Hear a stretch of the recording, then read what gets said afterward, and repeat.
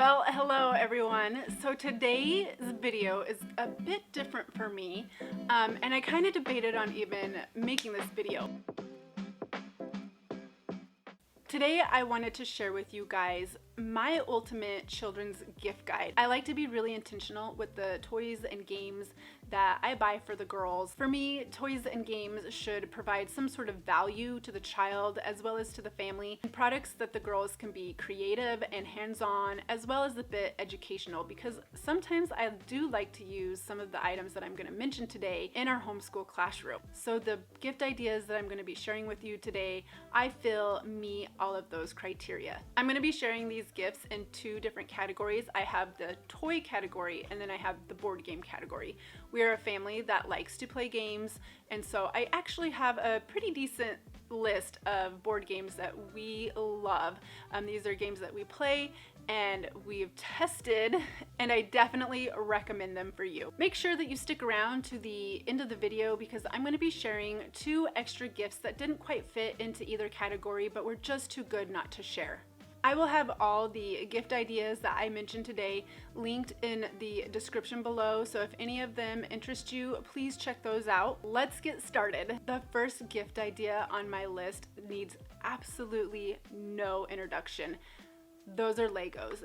My girls absolutely love Legos. We have a huge tub of Legos. These are a to-go-to gift idea for me for birthdays, holidays, anything. You cannot go wrong with Legos, whether you're buying a big tub of them or purchasing some of the kits that they have. My girls have made a couple creations. I don't exactly know what's going on with this one. There's a little skeleton, and then this one Avery told me was the inside of a cabin. I just love that the girls can create all sorts of things with these, and it's been fun to see over the years as their builds get a little bit more extravagant. We do invest in some of the Lego kits like this. This happens to be the Lego Friends bus. What I like about the kits is that you can buy littler kits or you can buy bigger ones that are a little bit more extravagant like this one.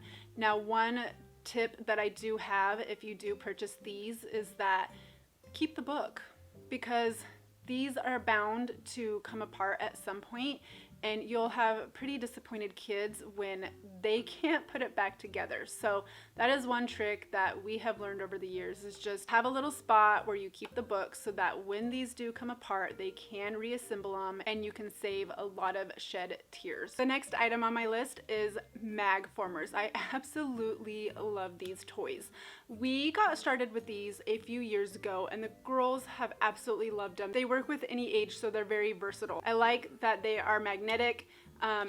The magnets are down the side, so you can really create all sorts of shapes with these. There are different shapes depending on which set that you get. One of the sets that we have actually has wheels with it so that they can make little vehicles. There is another brand of these called Magnetiles, and I believe they might be a little bit cheaper than the mag formers, but they are just as good of a product. Either way, Magnetiles or mag formers, it doesn't really matter.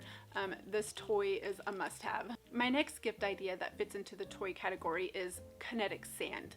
Now, this is definitely a hands-on building creativity sort of toy, which is why I love it. One thing that I know my children love about this is using molds with it.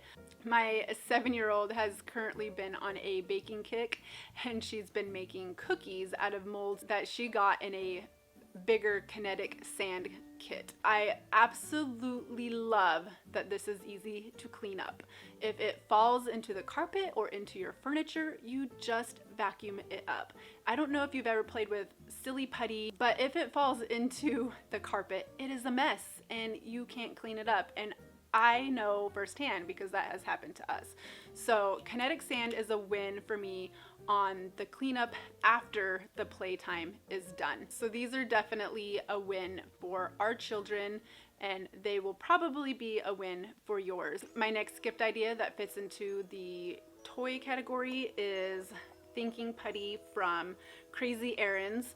Now, I know I just said with the kinetic sand that I really don't like putty and stuff like that, But with this stuff in particularly that I love is that it's not sticky. When you're messing with it, it doesn't stick to your fingers and make a big mess. But what I do like, and what the kids really like about it, is that it's very moldable. This is great for traveling.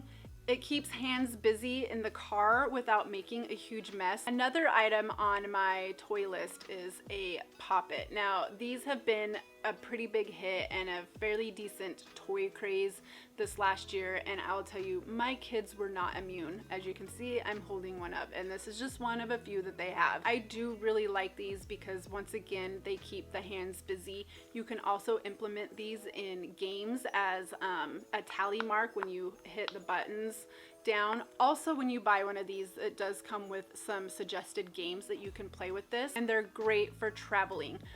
They're definitely kind of fun, sensory. My husband and I will sometimes grab these up and mess with them as well.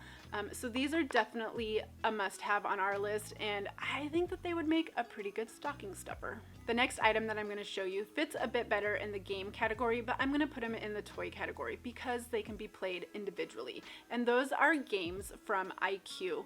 I love these games because, as you can see, they come in little teeny cases. So that means that they are great for traveling. They come with little books that provide different skill levels for the puzzles. So these can be played by children and adults alike. And there have been plenty of times that I have been waiting in a parking lot somewhere and I asked to borrow the game to play with because I'd rather do something like that than play on my phone. The last item that I have in the toy category can also fit in the game category as well, and that is Gravity Maze. Now, I like this game because it can also be played individually as well as cooperatively with a sibling. It also provides little cards with different skill levels so that it can be as challenging or unchallenging as the player would like.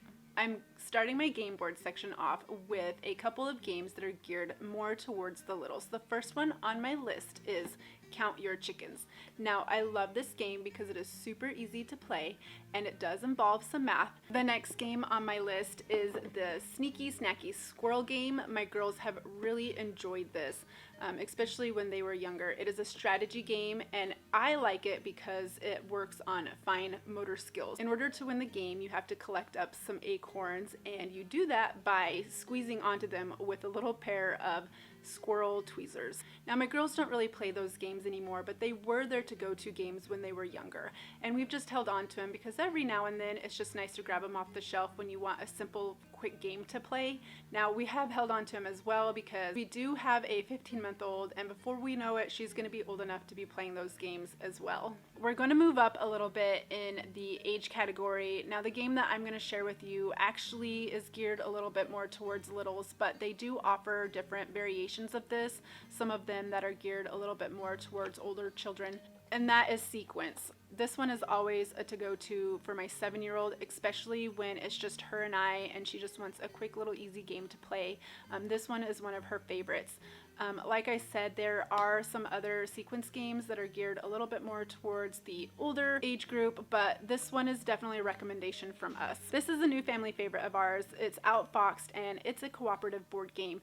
It has quickly risen the ranks of one of our favorites. Now, it is geared a little bit towards a younger age group, 5 and above, but it really is an easy and fun game to get into. So if you're just looking for a quick family night game, this one you can easily play 1 or 2 or 3 games and you haven't taken a whole lot of time, and it's really fun trying to guess who the thief is. This next game, Catan, is a strategy game and it is one of our favorites as well. Now, we have the junior version as well as the adult version. Though this version is easier for my 7-year-old to play, she does sometimes play the adult version with us, and I think she is able to do that because she has played this version and they're pretty similar. Sometimes she does need a little bit of help. With the adult version, you can buy it in different themes, as well as you can buy expansion packs that offer different terrain options to go with this as well. They do have, I believe, a dice game that is great for traveling. Now, we haven't purchased any of those, so far this has been sufficient enough for us, but Catan is definitely a recommendation. This next game is Cat Crimes. It is a logic game, and I like that it is single player, so it is great for the child who wants to just stow away and play a game by themselves. It also comes in a dog version, so if you have a child who likes dogs more than they do cats, you can get that version. The last game in my game board category is actually a card game, and it is Sleeping Queens. What I like about this game is that it's a strategy game, but it also adds into the math concepts because you have to do some math equations in order to gain extra cards. So it plays into a bit of the educational side while still having some fun. If you've made it this far through the video, thank you. Let's move on to the last two gifts that I have on my list that were just too good not to include. The first item that I have is a Crayola light up tracing pad. With a simple flip of a switch, it lights right up, and what I like about it is that it actually has an orange light, so if they are using it at night, that it's not harsh on their eyes. You can see that my daughter here has actually been working on a dragon drawing. We have actually printed off an image, and she's been using that to trace. She is not always using this to trace images that she's printed or images that she finds. Sometimes she just likes to use it as a drawing pad, and she takes this everywhere. So this is really great on portability. This is something that I love because she is constantly being creative, and I love it when my kids are being creative. I have not included any electronic games or toys in this gift guide because those are just items that we do not use much as a family. But I did want to share with you the Tenoshi children's laptop. I bought these last year for the girls for homeschool. Since then, they have come out with a upgraded model. When we bought them, they came in 2 different colors, so it was nice that we were able to kind of customize them to each of the girls.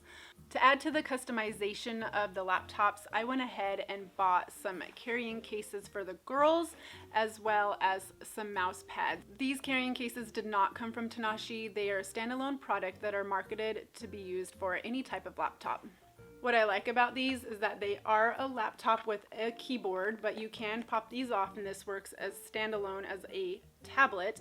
And then when you're ready for it to be a laptop again, you just pop the keyboard back on and it's ready to go. A really nice feature of these computers is that you actually do get to use a mouse with them. You can purchase a mouse from the company that is a corded mouse. We decided to just go ahead and buy a couple that were wireless. Those work a lot better for us. What I absolutely love about this product is that it has a family linking app so that I can get on and monitor what the girls are doing on here, as well as I can customize it and have control over what they have access to. So if you happen to have a child that you did not want to have access to, say, YouTube or the internet, you can go ahead and put those restrictions in there and have control over what your children are accessing. I really hope that you enjoyed today's video. If you did, please give it a thumbs up. I also want to remind you that I will have the gift ideas linked in the description below, so please check those out. Thank you for hanging out with me, and I will see you next time.